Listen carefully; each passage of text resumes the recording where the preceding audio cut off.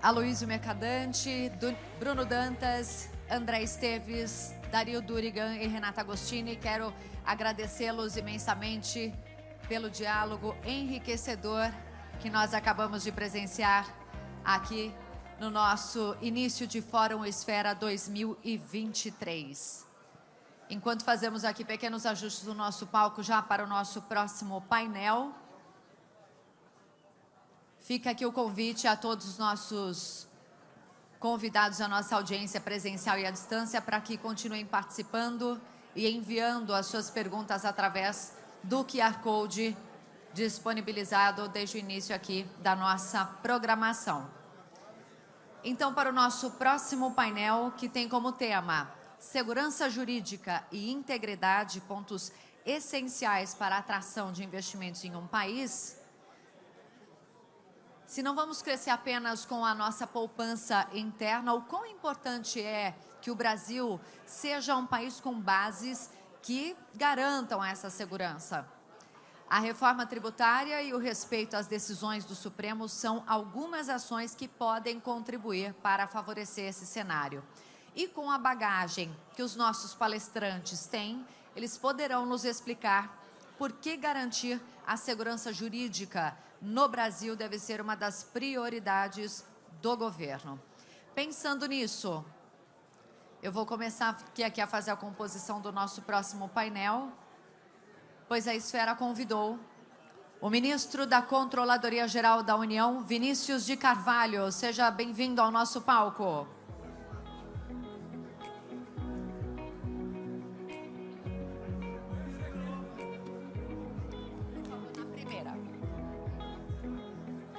O advogado-geral da União, Jorge Messias.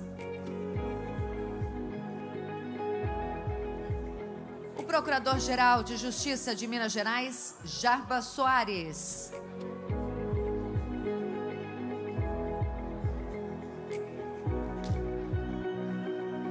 Pedir para que os nossos convidados já se direcionem aqui ao nosso palco. Quero convidar também o ex-presidente da OAB, Marcos Vinícius Coelho. Seja bem-vindo. E o superintendente-geral do Conselho Administrativo de Defesa Econômica, o CAD, Alexandre Barreto.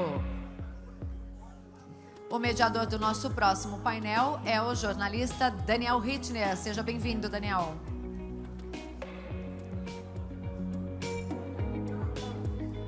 Sejam bem-vindos aqui ao nosso palco. Não se esqueçam, por favor, de enviar suas perguntas aos nossos painelistas.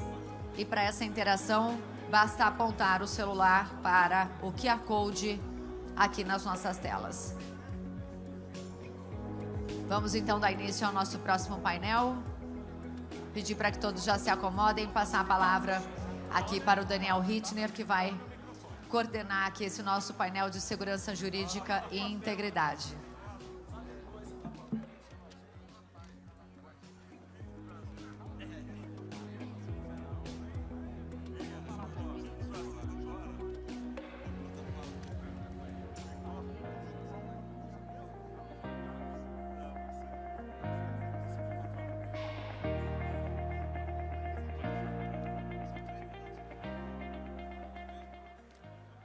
Gente, vamos começar esta segunda rodada.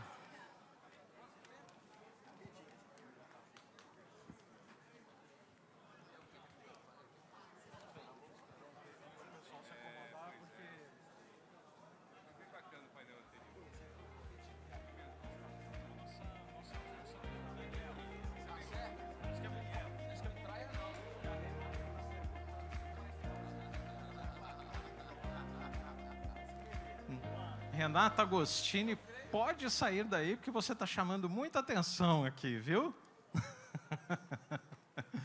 Gente, obrigado. Por que isso não aconteceu no painel anterior aqui, que a gente não sobrava para mim, mas fica mais desafiador suceder a Renata, com quem eu divido bancada lá na CNN, porque ela conduz maravilhosamente bem, aí as comparações não me favorecem. Mas vamos tentar, eu agradeço a presença de todos. Muito obrigado. O meu painel tem 2 ministros em compensação, tem CAD, tem procurador-geral, tem ex-presidente da OAB, então estou muito bem servido aqui. Eu ia começar com esse tema que sempre me causou um pouco de dificuldade de compreensão, segurança jurídica, porque, ao contrário de tarifa de energia elétrica, que a gente consegue pegar uma comparação simples e fácil, ou qualidade da telefonia ou da banda larga, isso é um pouco mais difícil de entender e de mensurar. O que é segurança jurídica, afinal?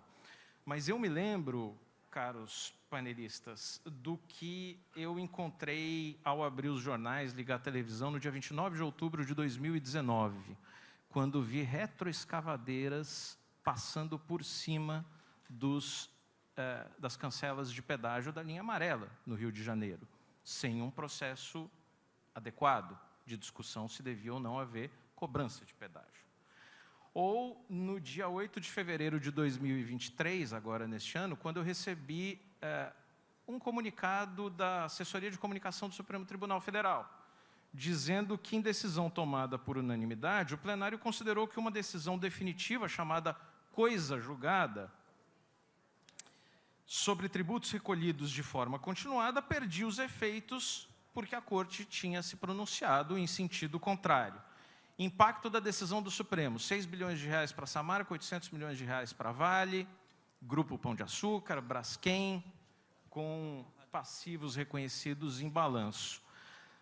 Isso são 2 exemplos que talvez ajudem a entender por que no ranking de competitividade global do Fórum Econômico Mundial de Davos, o Brasil esteja na posição 120 em eficiência do aparato legal para a solução de conflitos, entre 156 países. Claro que isso é uma responsabilidade de todos nós, é uma responsabilidade de judiciário, desde a primeira até a última instância, responsabilidade do legislativo, responsabilidade do CAD, por que não, e responsabilidade do executivo. Quando a gente olha para o papel do executivo, ministro Jorge Messias e ministro Vinícius de Carvalho, o governo sempre tem um papel muito preponderante nas discussões, porque pelo menos encaminha o debate. Como reduzir a insegurança jurídica? Vou começar com o ministro Messias. Primeiro, meu boa tarde a todos e todas. Cumprimento aqui o digníssimo dispositivo. Uma alegria estar ao lado de tantos amigos, nosso querido Alexandre, meu amigo Marcos Vinícius, querido amigo Jarbas, a honra aqui de estar ao lado do meu querido amigo Vinícius, o ministro-chefe da Controladoria Geral da União. Saudar aqui também de forma muito especial nosso querido Paulo Pimenta, que aqui participa conosco também de mais esse evento. Bom, eu aprendi com o Jarbas já há algum tempo que a gente precisa fazer primeiro a propaganda, né, Jarbas?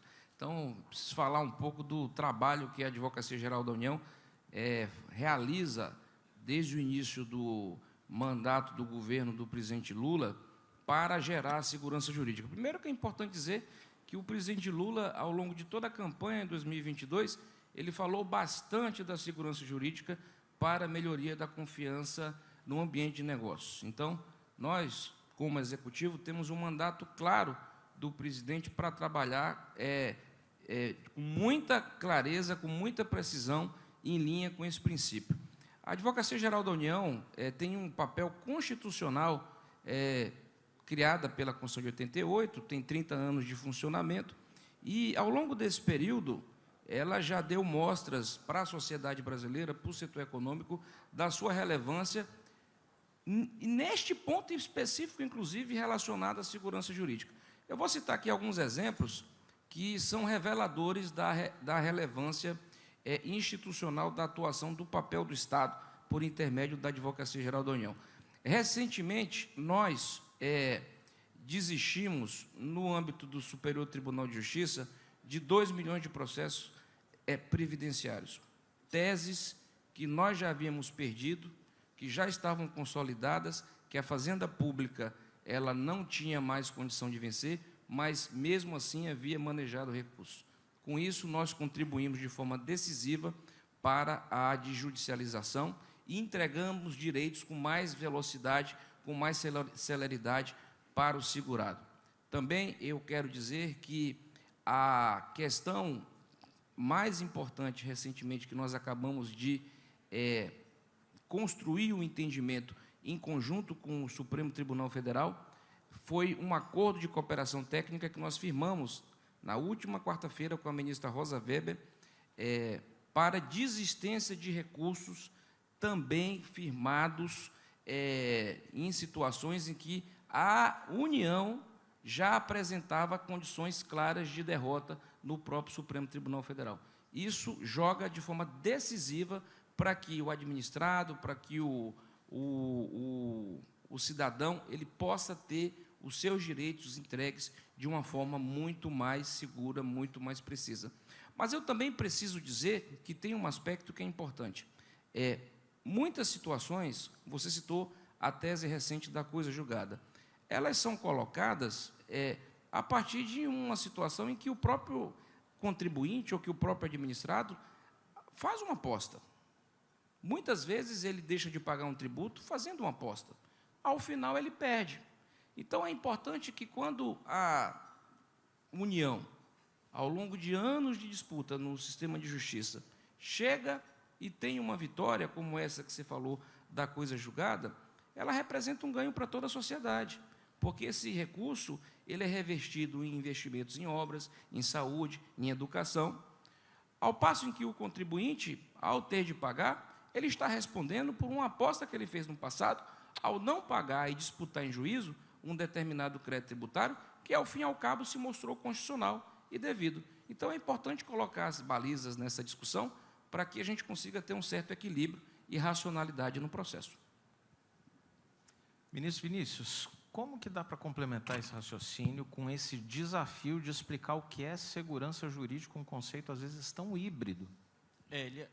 Boa tarde a todos e todas. É um prazer estar aqui. Queria dar parabéns para a Esfera pela organização desse evento. Acho que essa própria discussão, esse debate entre setor público e setor privado que a gente está tendo aqui já é uma contribuição relevante na conquista, que é algo indissociável para a garantia de um Estado democrático de direito, que é a relação de confiança entre a sociedade e o Estado.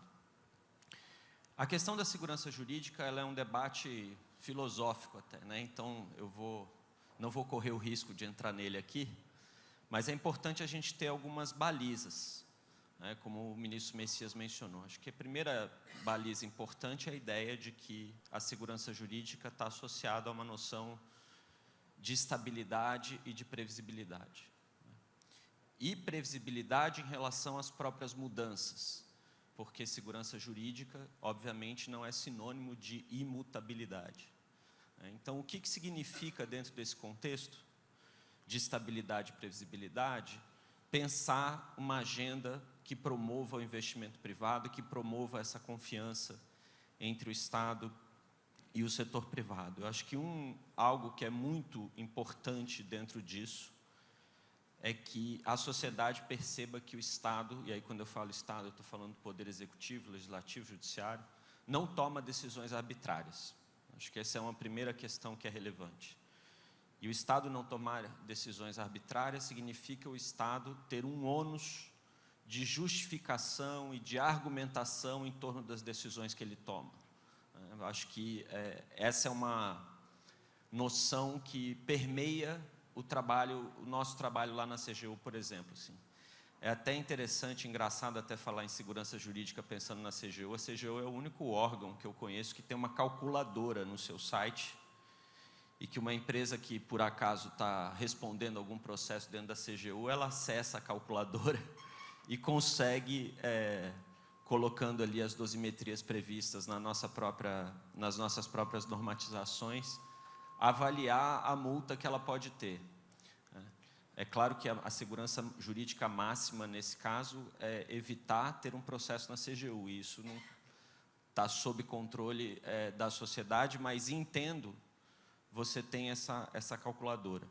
Um outro ponto que eu acho muito relevante, o ministro Messias, talvez numa segunda rodada, possa mencionar isso, mas com base na experiência até do CAD que eu vivenciei, hoje o Alexandre vivencia bastante, com base na minha experiência hoje na CGU, e eu tenho certeza que a AGU tem uma contribuição enorme nesse assunto também, é a conquista da segurança jurídica no processo de negociação com o privado.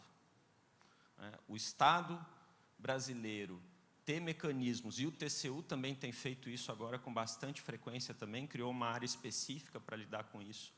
A conquista da segurança jurídica por meio da construção de consensos com o setor privado é o melhor caminho, porque é dentro desse processo que você vai atingir situações de estabilidade.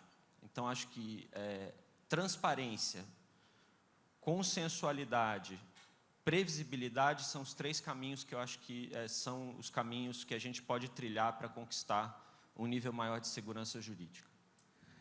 Vou pegar essa deixa sua, Vinícius, e jogar a bola aqui para o Alexandre Barreto, superintendente do CAD, porque confesso que eu conheço bem menos o CAD do que eu conheço o TCU, e se o ministro Bruno Dantas estiver por aí, talvez ele possa até me corrigir posteriormente. Mas, de vez em quando, aparece alguma crítica. Bom, estou falando aqui com uma pessoa que já esteve no TCU, é servidor do TCU. De vez em quando aparecem críticas de que o TCU não se atém ao papel, e não estou dizendo que deva se ater, mas surgem críticas de que o TCU não funciona apenas como aquele tradicional watchdog, que é um órgão que supervisiona e monitora alguma política pública, alguma irregularidade, mas também atua como um sheepdog, que orienta políticas públicas, que entra ali no domínio de outros poderes, de vez em quando. Essa é uma crítica que de vez em quando aparece. No caso do CAD, isso acontece também? O CAD tem seguido previsibilidade nos seus comandos, nas suas determinações, na sua atuação ao longo do tempo? Quem é afetado pelo CAD se surpreende ou consegue ter uma expectativa clara do que vem? Ótima provocação, Daniel, ótima provocação.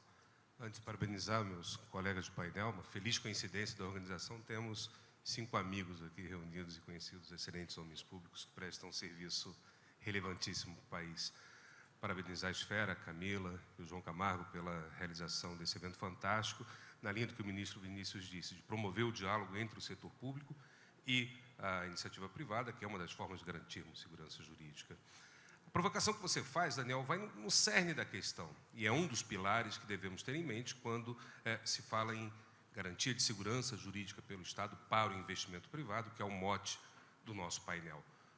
Acho que é um consenso que devemos atrair investimentos estrangeiros em prol do desenvolvimento nacional, e também senso comum que devemos garantir segurança jurídica para que tenhamos investimento em nosso país, tanto interno quanto externo. A grande pergunta é como garantir segurança jurídica no âmbito do Estado brasileiro, considerando as 3 vertentes, judiciário, legislativo e poder executivo.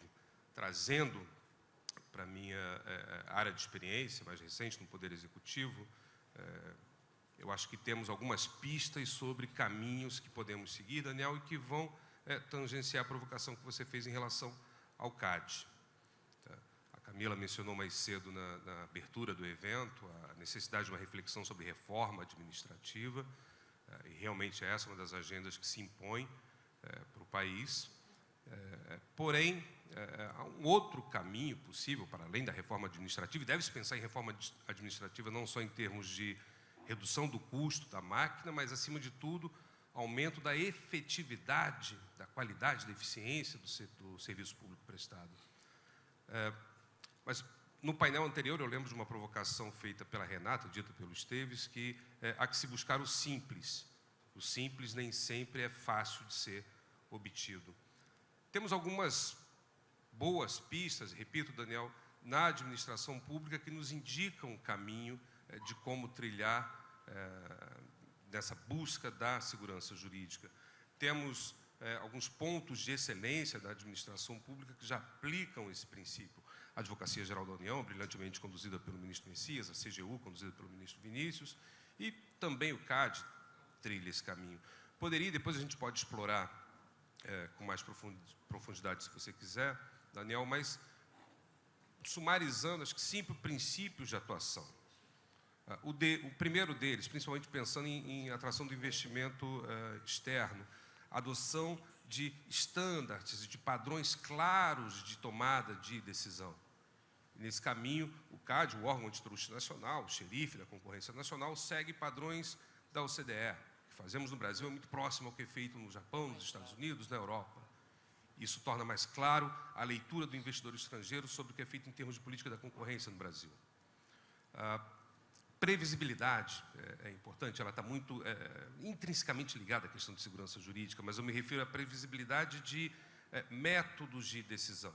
E aí, nesse ponto, indo exatamente no cerne da sua pergunta, sim, o CAD tem um método de decisão previsível, e deve ser assim. As empresas que vão ao CAD, em algum momento, boa parte do setor produtivo irá ao CAD, seja para análise de um processo de fusão, seja por algum outro motivo, mas as empresas que vão ao CAD, Daniel, sabem exatamente qual é a regra do jogo. E fazendo analogia com o futebol, a gente não pode mudar a regra do jogo no meio da partida. Então, não há espaço para surpresas no CAD. Terceiro ponto importantíssimo é a transparência. O CAD é um dos órgãos mais transparentes que eu conheço, ministro Vinícius, e isso construído desde da sua gestão, antes, em gestões anteriores, mas muito aprofundado a transformação pelo qual o CAD passou em 2011, 2012, na condução do ministro Vinícius. E essa transparência, Daniel, permite que tenhamos um olhar atento de toda a sociedade e a mitigação de riscos de condutas desviantes. Pode até acontecer? Podem, mas a instituição sempre vai prevalecer. A instituição é bastante transparente. Para finalizar, e depois a gente retoma se você quiser, então disse, adoção de estándares, previsibilidade, transparência, diálogo constante, na linha do que vem sendo falado, do que foi falado aqui antes, o Tribunal de Contas da União caminha nesse sentido de buscar soluções consensuais. O CAD já vem atuando assim há muito tempo. Cerca de 2/3 das decisões tomadas pelo CAD são feitas por meio de acordo com o setor privado. Quando a gente analisa casos de fusão em que se faça necessária uma intervenção do Estado, o caminho da negociação é sempre o caminho buscado. Não há no histórico do CAD exemplos de decisões unilaterais com imposição de restrições ao mercado. Um caso muito recente, mas totalmente fora da curva. E isso tangencia o último ponto, para eu finalizar, que é justamente a busca de consenso e a análise do impacto das decisões. A cada decisão que é por nós tomada, há uma identificação dos riscos e a identificação se a intervenção do Estado naquele caso é necessária. Fechando, Daniel, espero ter respondido a pergunta. Eu acho que são características, pistas que nos indicam o caminho que devem ser seguidos todos os órgãos da administração pública. Fala-se em políticas públicas, mas, enfim, a política pública ela se concretiza como uma instituição, com pessoas que estão nessa instituição que vão tornar a política pública concreta. Então, a gente precisa, acima de tudo, de um choque de gestão na administração pública, para fazer com que políticas públicas bem pensadas, obviamente sempre em prol do país, possam ser efetivamente implementadas. Alexandre, logo depois, numa segunda rodada, eu queria entrar em casos um pouco mais específicos, tanto com você quanto com Vinícius e Messias, mas depois eu posso recomendar também aqui para os participantes do fórum um artigo que me chamou muito a atenção, passo posteriormente aqui o título para que todos procurem. O artigo fazia um raciocínio muito robusto sobre o valor da segurança jurídica e da previsibilidade regulatória.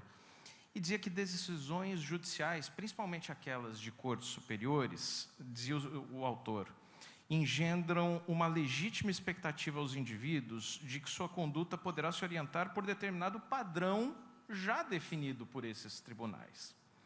E concluía dizendo o seguinte, que mudanças de jurisprudência devem ser acompanhadas sempre de uma cuidadosa reflexão sobre as consequências, inclusive quanto à extensão de seus efeitos no tempo. O autor desse artigo é Marcos Vinícius Coelho, que está aqui do lado. Marcos Vinícius, isso talvez não possa significar imobilismo, imobilização das decisões judiciais. Mas as cortes superiores atendem a essa expectativa ou estão dando cavalo de pau em algumas decisões? Obrigado pela pergunta. Eu queria parabenizar a Esfera pela realização desse evento, a oportunidade de refletir sobre importantes temas do país. Agradecer pelo convite que foi feito por participar deste painel. Realmente, Alexandre bem lembrou, todos somos amigos há pelo menos 10 anos, temos uma relação muito próxima. Cumprimentar a força produtiva do país aqui presente, Benjamin, Lucas, Bruno, Carlos Sanches, as autoridades públicas, Rafael Fonteles, que aqui se encontra, e meu casal amigo Alto Alencar, ministra Isabel Galotti, que aqui se encontra. De fato, o que caracteriza, o que aproxima todas as nações desenvolvidas do mundo é a existência de regras claras, confiáveis, simples e, portanto, uma previsibilidade. O que une, portanto, e o que podemos observar de uma nação amigável para os negócios é a existência, portanto, dessa cláusula pétrea, né, que deve existir na aplicação da lei e na interpretação das normas. Me preocupa muito quando eu vejo que uma regra constitucional expressa é desrespeitada de forma muito costumeira. É a que diz que a lei não pode retroagir para prejudicar coisa julgada, ato jurídico perfeito e direito adquirido. Se um contrato é assinado de acordo com as leis existentes no país, ele deve ser respeitado. Essa deve ser a regra. Isso está na Constituição da República, entre os direitos fundamentais, portanto, uma cláusula inalterável do nosso ordenamento jurídico. Ora, se a lei não pode retroagir para prejudicar o ato jurídico perfeito, os negócios efetuados quando em vigor a lei anterior, a mudança de interpretação desta lei também não pode retroagir. Se o legislador, que é fonte do direito primário, que é representante do povo e aquele que edita as normas que devem regular a sociedade, não possui autoridade para retroagir nas suas decisões e atingir fatos do passado, como que o intérprete da lei pode modificar o seu entendimento e aplicar o novo entendimento aos fatos do passado? Me parece que o Brasil deveria avançar, e esse é o sentido do texto, avançar nessa direção.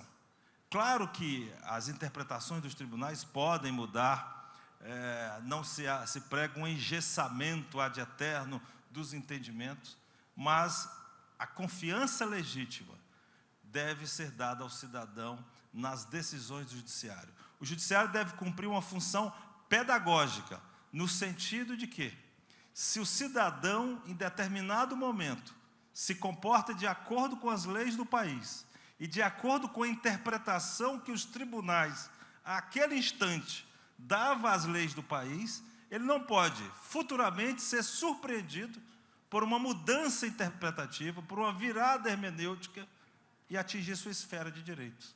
Penso que deveria haver um grande pacto da sociedade, e eu quero parabenizar o TCU, a própria AGU, Jorge Messias, Bruno Dantas, o Alto, no sentido de estarem construindo mesas de acordos de negociação. O Ministério Público de Minas Gerais também criou agora um centro de conciliação, que penso que a conciliação, a mediação, pode ser, sim, um direcionamento de futuro. E quero dizer também, para concluir essa primeira fala, de que me preocupa por igual o que acontece hoje no Brasil no ponto das arbitragens.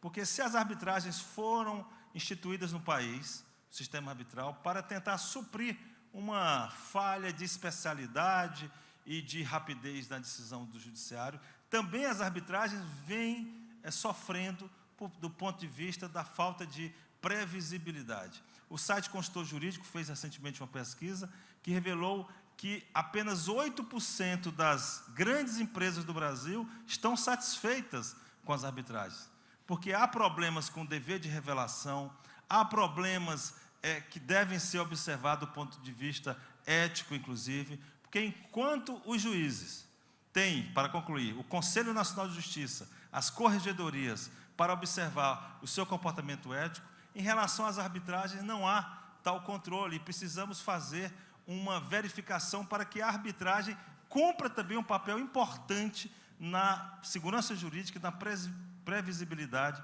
na construção de um ambiente amigável e atrativo de negócios no nosso país. Então, vamos pegar desse ponto. Eu sugiro que a gente passe imediatamente para o Jarbas Soares, porque, de fato, vários panelistas aqui mencionam a importância de conciliação, prevenção de conflitos, arbitragem.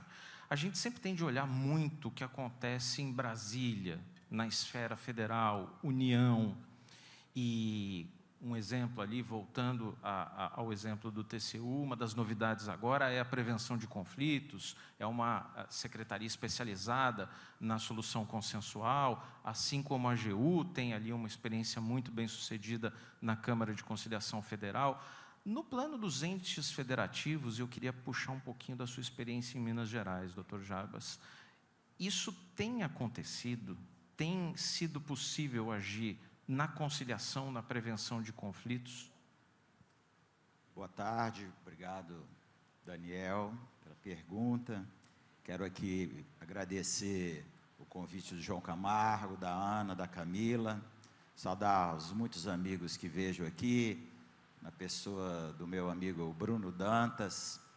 Bruno, quando ele saiu da CSN para o TCU, eu morava na casa dele, e me lembro bem a imagem que tive, era que a Ferrari estava contratando Schumacher.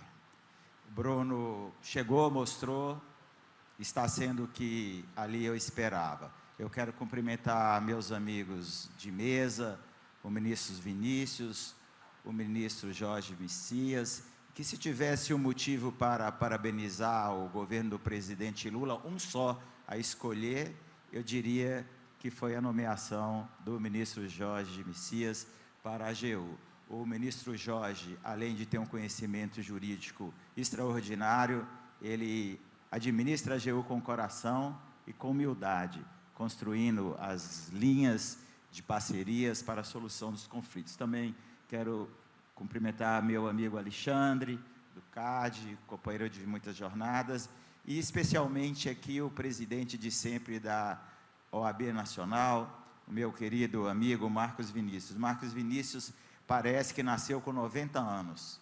Ele tem a maturidade, a experiência e o conhecimento de uma pessoa de 90 anos, mas com a energia de 20, que é mais importante.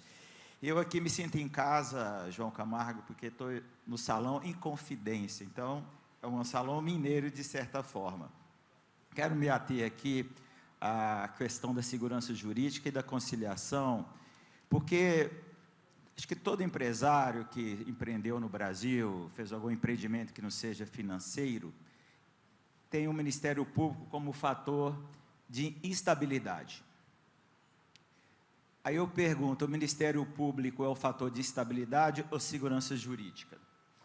Se perguntarmos todos aqui, 100% praticamente vão dizer que é de instabilidade. Eu responderia, depende. Depende de qual o propósito do Ministério Público. Se for um Ministério Público punitivo, de judicialização, é de estabilidade.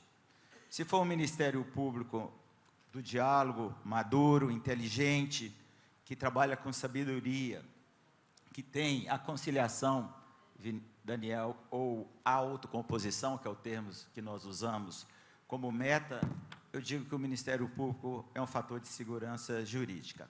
Em Minas Gerais, que não é o Brasil, mas é um estado do tamanho da França, com grandes problemas e uma economia também pujante, o nosso lema no Ministério Público é menos ações e mais soluções. Nós chegamos à conclusão em 30 anos que a sociedade não quer briga. A sociedade não quer um Ministério Público litigando, paralisando as atividades econômicas, prendendo pessoas desnecessariamente, preventivamente, que é o Ministério Público que resolva. E nós temos instrumentos jurídicos para isso. Os TACs, que todos os empresários sabem praticamente o que é, os acordos de não persecução penal, os acordos de não persecução civil.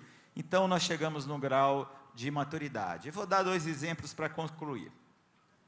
O acordo de Brumadinho com a companhia Vale, estou vendo o presidente Alex aqui também conosco, nós poderíamos estar litigando, bloqueando o recurso da Vale, jogando a população contra a Vale e deixando aquelas pessoas lá que foram vítimas da tragédia, sofrendo, como estamos vendo agora, daqueles que foram vítimas da tragédia de Mariana da Samarco. Poderíamos estar bloqueando recursos da Vale, impedindo a Vale de trabalhar. E qual foi o resultado disso? Nenhum. Nós fizemos um acordo, a Vale reconheceu o seu erro, sentou conosco, está solucionando, está resolvendo todos os seus assuntos. Fizemos acordos com todas as empresas que operam com mineração montante em Minas Gerais, um acordo de 450 milhões de reais, sem uma ação, sem um processo judicial, simplesmente sentando à mesa, conversando e resolvendo. A Vale, que empreende em Minas há tanto tempo, estou falando aqui na frente do seu presidente e seu diretor, praticamente todo mês resolve uma pendência do passado que eles herdaram. Doutor Jarbas, o senhor está citando alguns exemplos e eu queria justamente pegar esses exemplos para fazer aqui, girar um pouquinho. E aí é maravilhoso quando a gente fala, e eu já tenho que partir aqui muito para a reta final, embora a gente mal tenha começado, o tempo é curto, mas a gente fala de conciliação e é tão bom estimular a conciliação, mas o bicho pega quando a gente começa a olhar os casos concretamente. Aí, ministro Messias, eu falei para o João Camargo e para a Camila, não convidem jornalista para mediar, porque a gente entra em perguntas delicadas. O ministro Paulo Pimenta, jornalista, sabe que é isso mesmo, é o sapo e o escorpião, né? Aí vem a AGU e solta um parecer tão importante essa semana sobre Foz do Amazonas e cria um processo sobre conciliação entre duas pastas que parecem ter posições inconciliáveis. E aí, como fica? Também peço para incluir na sua resposta o que fazer no caso Eletrobras, que também é muitas vezes citado como um exemplo, e aí sem juízo nenhum de valor, acho que é só uma discussão saudável. E é um exemplo de insegurança jurídica, uma vez que foi um acordo ali fechado, ações emitidas em bolsa, tem quase 300 mil minoritários, isso gera algum tumulto no processo. Lhe pediria que visitasse um pouco essas duas questões. Bom, veja que caso curioso. Primeiro, esse que se cita do parecer que a AGU emitiu essa semana a respeito da controvérsia envolvendo o entendimento do IBAMA, o órgão de licenciamento ambiental, a respeito da avaliação de área sedimentar naquela região da margem equatorial. Nós estamos falando concretamente do quê, gente? Nós estamos falando de um caso que tramita na administração pública há pelo menos 11 anos. Primeiro, nós estamos falando do tempo. Estamos falando de um direito que foi adquirido pelo particular, por um investidor, que legitimamente participou de um processo público em que ele passou a adquirir determinados direitos, como falou aqui o presidente da Ordem, o Marcos Vinícius, adquiriu uma expectativa legítima em relação à administração pública e, ao longo de 11 anos, não teve uma resposta adequada do poder público. Recentemente, o órgão ambiental se pronunciou e, no seu pronunciamento, apresentou alguns fundamentos. Dentre esses fundamentos, ele indicou a necessidade de se apresentar a chamada avaliação de área sedimentar. O que a AGU fez concretamente?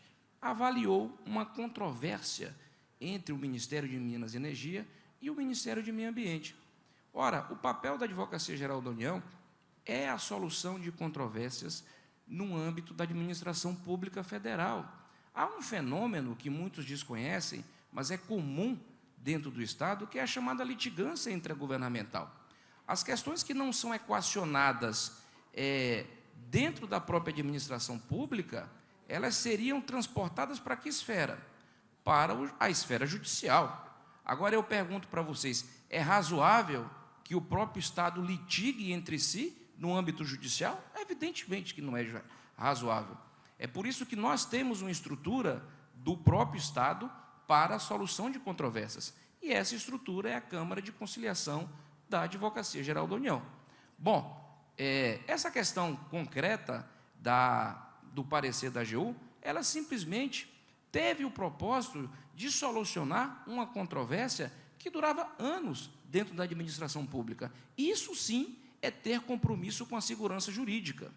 Nós não podemos praticar negacionismo jurídico para cumprir propósitos políticos. Isso não é legítimo. A administração pública, ela precisa ter o compromisso de entregar os direitos, mesmo que ela tenha que decidir de forma contrária a manifestações pessoais, políticas, porque o poder público não pode se guiar por esse motivo. O poder público, ele precisa se guiar pelo princípio da segurança jurídica. E foi isso que a Advocacia Geral da União fez no caso concreto. Por isso, eu te agradeço a pergunta. A conciliação é o caminho. É o caminho por quê, Daniel? Porque dentro do Estado, ninguém tem o monopólio da verdade. A decisão, para ser técnica, em qualquer elemento decisório, ela precisa ser fundamentada. E a fundamentação, toda ela está submetida ao contraditório.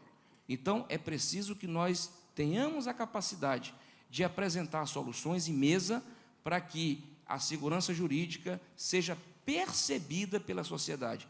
E é importante que você falou dos investidores, e eu vi aqui o painel anterior do PAC, e eu quero dizer, uma parte importante dos investimentos do PAC virá do setor privado. E esse setor privado, ele precisa perceber que a administração pública, que o Poder Executivo está comprometido com a segurança jurídica, para que ele possa ter condições de olhar de uma perspectiva muito clara para a sua tomada de decisão. Por fim, respondendo à questão da Eletrobras, muitas pessoas me questionam, bom, mas os investidores adquiriram as suas ações numa determinada condição, participaram de um processo e agora a União apresenta uma discussão. Ora, a pessoa mais demandada na República, no Judiciário, é a União, é o Estado. O que a União fez? Apresentou perante o Judiciário, na mais alta corte, a Suprema Corte do país, uma discussão jurídica legítima. Não tomou nenhuma decisão humano-militar, não tomou nenhuma decisão à força. Nós estamos discutindo uma tese, o que é legítimo, tanto para o Estado quanto para o particular, no âmbito do Supremo Tribunal Federal. Vamos aguardar o pronunciamento da Suprema Corte. A segurança jurídica, ela também exige coerência, e nós estamos sendo coerentes. Buscamos o Poder Judiciário também para a solução de controvérsias. Temos uma expectativa de que essa questão seja equacionada pelo Poder Judiciário, que pode acionar e tem acionado com muita velocidade. A ministra Rosa, preciso dizer, ministro Vinícius, ela tem um compromisso com a agenda de conciliação. Criou o CISAL no final do ano passado, a Advocacia Geral da União participa de diversos processos de conciliação no âmbito da Câmara de Solução de Controvérsias e, evidentemente, que a solução negociada, consensual, promoção de acordos é uma diretriz de nossa gestão, a pedido do presidente Lula, que faz política com diálogo. Então, o diálogo é uma marca que nós temos trabalhado e temos praticado no nosso dia a dia. Citando números, a Advocacia Geral da União celebrou, no primeiro semestre de 2023, 31 mil acordos no âmbito judicial. Isso, sim, é compromisso com a solução de controvérsias. Isso, sim, é compromisso com a solução negociada. Então, estamos abertos para, em mesa, discutir e encontrar as melhores soluções para o caso da margem equatorial e para o caso da Eletrobras. Obrigado pela pergunta. Ministros Alexandre Barreto, Marcos Vinícius, Jaiba Soares, eu vou ter que desapontá-los um pouco, porque o tempo acabou, estamos completamente estourados e eu já fui aqui instado a terminar. Vocês vão odiar isso, mas depois a gente parte para uma conciliação e para uma solução de conflitos ali fora, tá? Obrigado por tudo.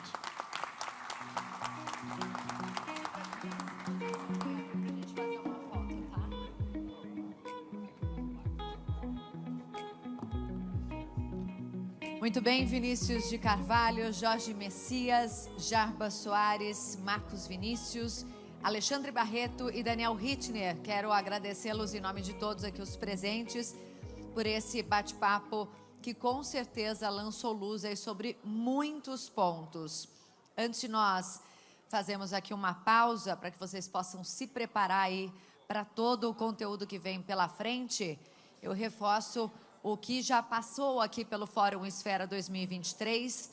Abrimos esse nosso encontro falando sobre a neoindustrialização, um tema que foi escolhido como mote para o Fórum Esfera deste ano, que diante do novo programa de aceleração do crescimento PAC, que tem investimento previsto na casa do trilhão, o governo, então, com essa oportunidade de fazer o Brasil mudar de cara em pontos estratégicos e essenciais ao desenvolvimento.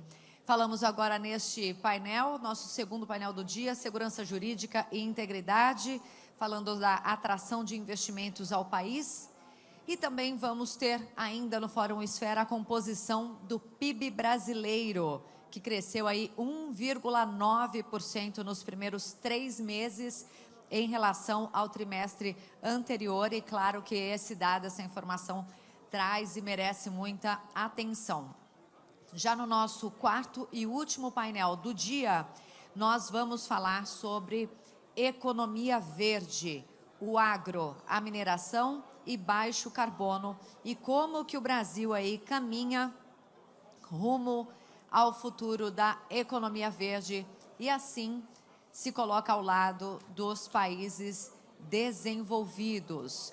São pautas extremamente relevantes que estão aqui no foco do Fórum Esfera 2023, que está apenas começando, ainda tem muito mais para todos vocês. Eu reforço que tanto a nossa audiência presencial quanto você que nos acompanha à distância pode e deve participar, interagindo aqui conosco, fazendo a sua pergunta, a sua consideração através do QR Code que a gente disponibilizou aqui no nosso telão e também aí para você que nos acompanha à distância, o QR Code de acesso para fazer essa comunicação.